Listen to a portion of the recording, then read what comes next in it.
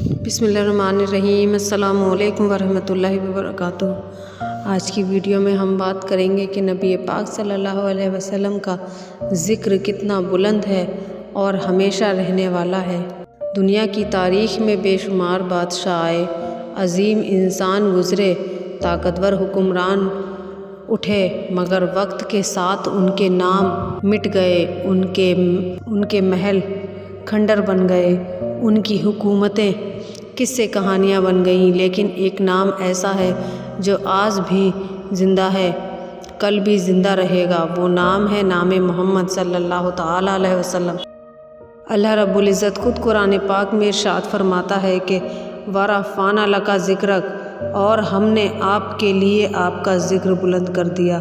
میرے نبی پاک صلی اللہ علیہ وسلم کا ذکر صرف زمین پر نہیں، آسمانوں میں بھی بلند ہے، فرشتوں کی محفلوں میں بھی بلند ہے، اور مومنوں کے دلوں میں بھی سب سے زیادہ بلند ہے۔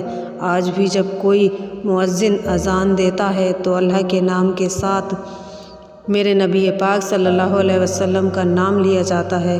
اشہد ان لا الہ الا اللہ و اشہد ان محمد رسول اللہ صلی اللہ تعالیٰ علیہ وسلم۔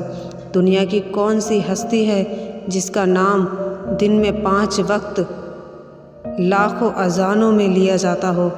میرے نبی پاک صلی اللہ علیہ وسلم کی شان یہ ہے کہ اللہ نے اپنی عبادت کو بھی نبی پاک صلی اللہ علیہ وسلم کے طریقے سے مشروط کر دیا۔ نماز ہو، روزہ ہو، زکوٰۃ ہو یا پھر حج ہو، جب تک محمد صلی اللہ علیہ وسلم کی سنت شامل نہ ہوگی وہ عبادت مکمل ہی نہیں ہوگی۔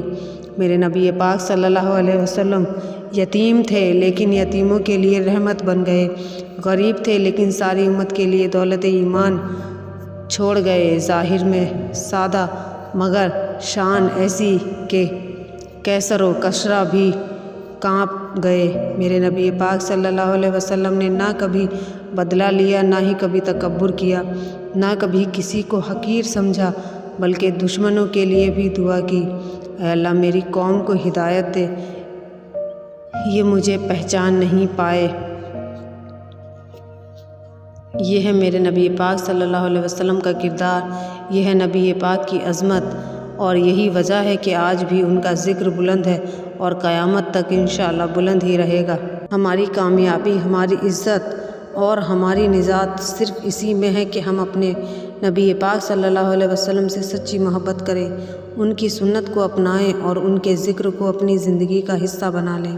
اے اللہ ہمیں اپنے محبوب صلی اللہ علیہ وسلم کی سچی محبت عطا فرما، ان کی سنت پر چلنے والا بنا، اور قیامت کے دن ان کے ہاتھوں سے حوض کوثر نصیب فرما۔ آمین یا رب العالمین۔